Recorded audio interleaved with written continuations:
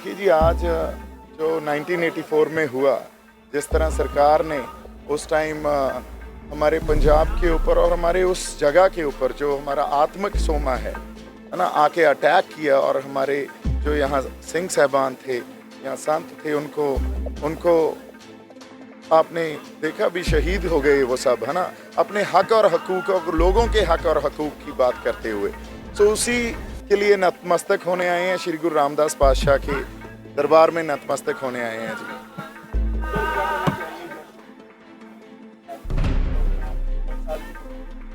हाँ जी, नहीं, गुरु ग्रंथ साहब की देखो, सरकार ने कितना समय तक अपना पुरजोर कोशिश की भी जो उस टाइम सरकार ने हमारे ऊपर जुल्म किया, जबर किया, वो सामने ना आए। आज 37 साल बाद भी इतिहास अपने आप ये सच बोल रहा है और आप लोगों के सामने वो सब चीज़ें, वो सब घटनाएं और उन सब जिस तरह इमारत हमारी दरबार साहब की 300 गोलियां लगी, श्री गुरु ग्रंथ साहब घायल हुए, एक वो गोली सुखमनी साहब की एक पन्ने पर जाके रुकी, और जो सब किया, जितनी शहीदियां हुई, जो बेदोषे और बेगुनाह हमारे बच्चों को, हमारी माताओं को और बहनों को, लोगों को मारा गया। So everything is coming forward now. This is what we need to understand. जो सच है, ट्रुथ है, वो कभी नहीं छुपता। अपने आप किसी टाइम एक कलेक्टिव कॉन्शियसनेस देखो कैसे पंजाब में पैदा हो गई है इस चीज़ को लेके।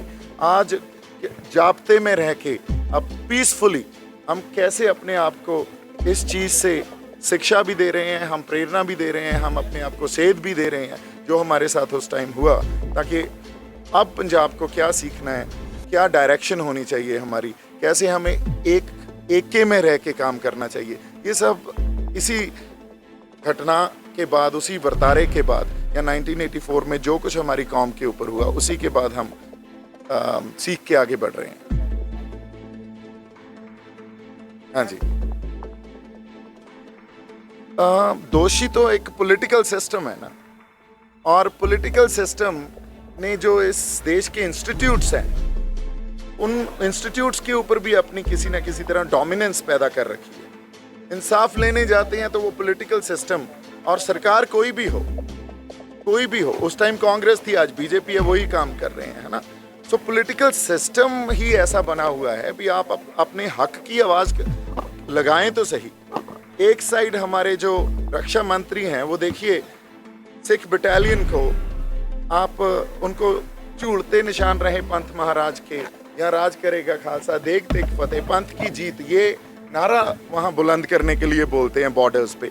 पर वही नारा जब हम अपने हक लेने के लिए, आज हमारा किसान आंदोलन चल रहा है, वहाँ बुलंद करते हैं, तो आपको एंटी नेशनल या किसी और ठप्पे लगा दिए जाते हैं, आपको वो टैग लगा दिए जाते हैं। सो ये पॉलिटिकल सिस्टम ही एक ऐसा बना हुआ है जो न्याय नहीं लेने देगा आपको। उनकी डोमिनेंस हर इंस्टीट्यूट के ऊपर दिखती है।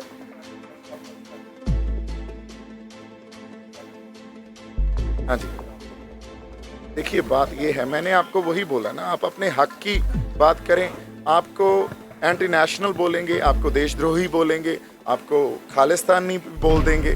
बात ये है भी किसी भी तरह की एस्पिरेशन, सुप्रीम कोर्ट ये बोलता है भी अगर पीसफुल एस्पिरेशन हो, चाहे वो खालिस्तान हो, उसको भी स्पेस होनी चाहिए इस डेमोक्रेसी में।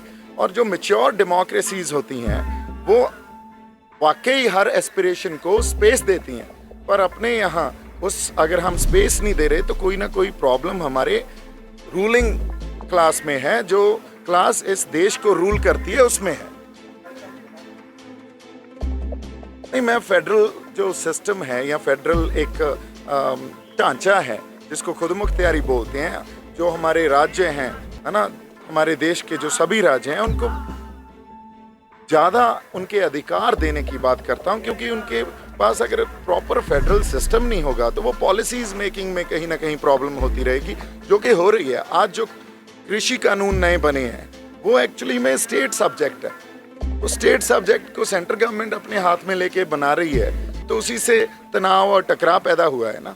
सो जब तक हम अपने फेडरल सिस्टम के ऊपर वापस नहीं आएंगे और वो सब अधिकार जो स्टेट्स के पास होने चाहिए उनको नहीं देंगे, तो प्रॉब्लम बड़ी हमारी ग्रेव और सीरियस होती रहे बनती रहेगी। हाँ जी,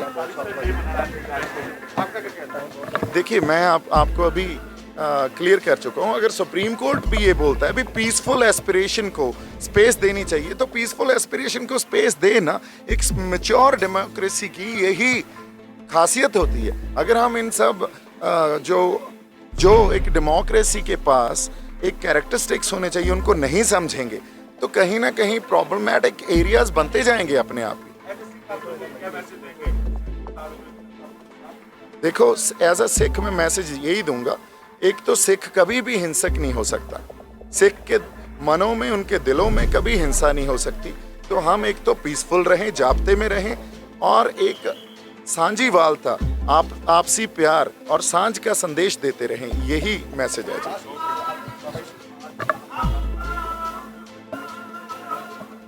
हाँ जी, हाँ जी, हाँ जी। आज क्योंकि हम अपना शहीदी सप्ताह मना रहे हैं, शहीदी हफ्ता मना रहे हैं, उसके लिए बहुत संगत यहाँ नतमस्तक होने आई है। और इसीलिए मैंने आपको बोला है, उससे हमें प्रेरणा और सेध लेनी है, तो वही एक कोशिश है। Thank you.